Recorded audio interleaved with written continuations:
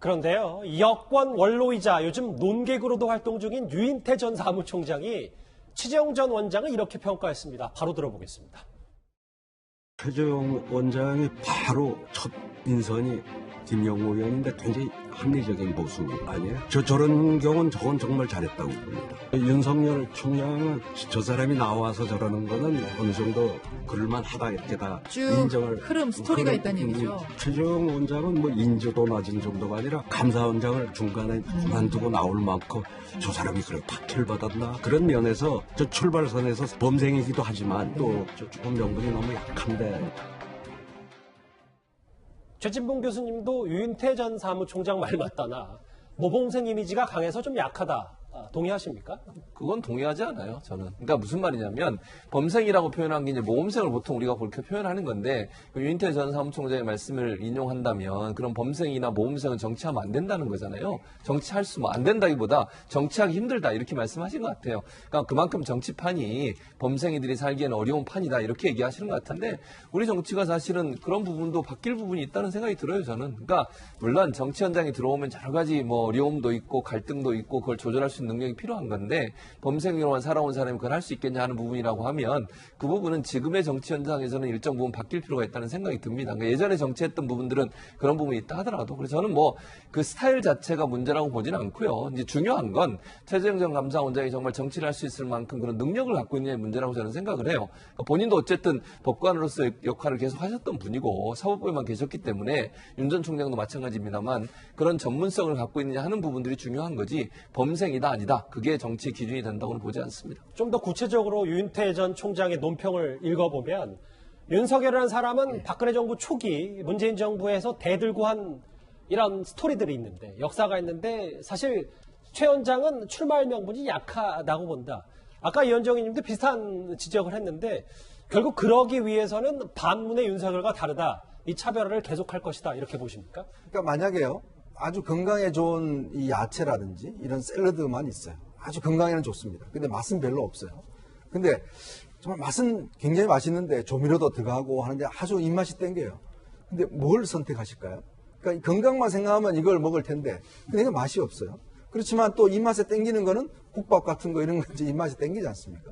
바로 이제 저는 그런 표현이라고 생각이 드는데 정치라는 게 정말 아주 고상한 뭐 통합과 화합과 이런 것만 하면 뭐 세상이 다 좋아지겠죠. 그렇지만 정치의 가장 저는 원동력은 분노라고 생각이 됩니다. 예. 저 분노하기 때문에 움직이는 거거든요. 그렇기 때문에 또 정권 교체를 하는 것이고 바로 그 분노심이 없다라면 정치에서는 엔진 없는 차와 비슷하다 저는 생각이 듭니다. 자, 그러려면 지금 이제 유권자들 입장에서 보면 야권 유권자 입장에 보면 이 정부에 대해서 뭔가 심판해 주기를 바랍니다. 그 동력 때문에 본인들이 이렇게 많이 텔레비도 보시고 많이 또 후원도 하고 또 지지도 보내고 이런 거 아니겠습니까? 근데 이제 그런 것에 대한 동력이 누구한테 있느냐 바로 그 지점을 유인태 전원은 지적하는 거거든요. 즉 누가 분노를 응집해서 에너지로 쓸 수 있을 것인가. 과연 그러면 최재형 감사원장 같이 예를 들어 지금 통합과 화합 이것만 가지고 지금 우리가 갈 수 있을 것인가. 아니면 이 분노의 에너지를 끌어모아서 그런 히스토리를 가지고 있는 사람이 갈 수 있을 것인가. 예. 바로 그런 문제거든요. 그렇다면 앞으로 최재형 원장이 국민의힘에 만약 들어오신다고 하면 그런 국민의 분노를 어떻게 응집력으로 본인의 것을 만들 것인가. 저는 그게 과정 같아요. 그러니까 지난 윤 전 총장은 지난 1년여 넘게 그런 과정을 어느 정도 거쳤다고 보는 것이거든요. 예. 이제 그런 판단들을 이제 앞으로 나올 겁니다. 유인태 전 총장의 이런 논평 얘기가 나왔으니까 나온 김에 이 얘기도 한번 더 해보겠습니다. 유인태 전 사무총장이 윤 전 총장이나 최재형 전 감사원장을 평가한 게 아니라 여권의 대선 주자들에 대해서도 이렇게 논평했습니다. 바로 들어보겠습니다.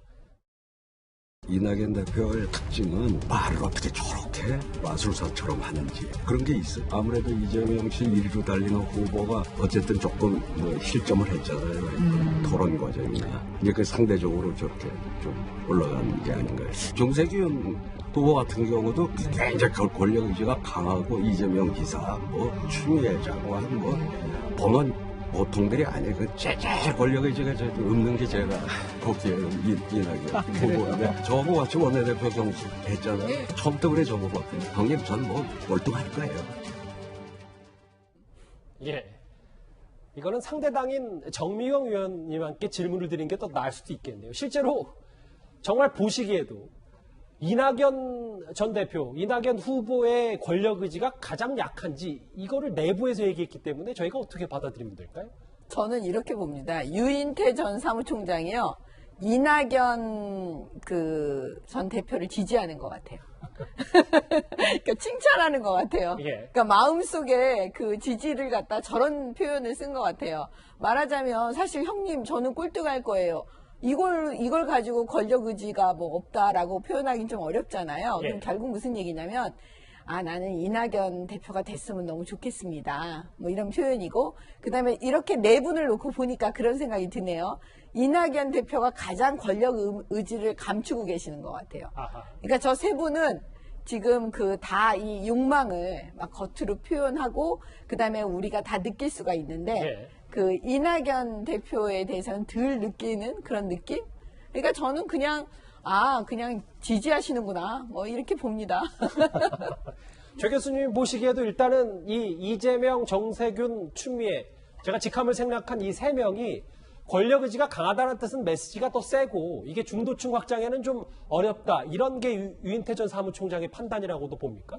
그거보다는 뭐 중도층 확장이 어렵다기보다는요. 제가 볼 때는 권력에 대한 의지가 사실 중요하다고 보이죠. 대선에서는 특히 더 그렇다고 저는 보거든요. 그러니까 권력에 대한 의지가 강할수록 더 적극적으로 본인이 선거운동도 할 것이고 본인의 정책을 홍보하려고 노력을 할 것이고 그런 부분에 대한 추동력이 없으면 사실은 조금만 어려움이 오거나 또는 비난이 오게 되면 포기할 수도 있는 상황까지 가지 않겠어요. 그런 점에서 본다면 대권 후보는 권력력이 있어야죠. 그렇지 않으면 사실은 끝까지 완주하기 상당히 어려운 부분이 있어요. 그래서 그런 점에서 본다고 하면 아마 이제 정미경 의원님은 그렇게 반대로 얘기하셨지만 이낙연 후보에 대해서 그런 부분을 좀 더 키워라. 이런 의지로도 저는 보여요. 그러니까 유인태 전 사무총장 입장에서는 이낙연 후보가 그런 부분을 더 강화시키면 조금 더 잘 나갈 수 있지 않겠나. 그런 부분에 대한 얘기를 하신 게 아닌가 이렇게 생각을 합니다. 예. 여권 대선 주자들의 평가 얘기까지 저희가 오늘 앞에서부터 지금까지 일찌감치 시작된 대선 레이스 집중적으로 내용 하나하나 살펴봤습니다.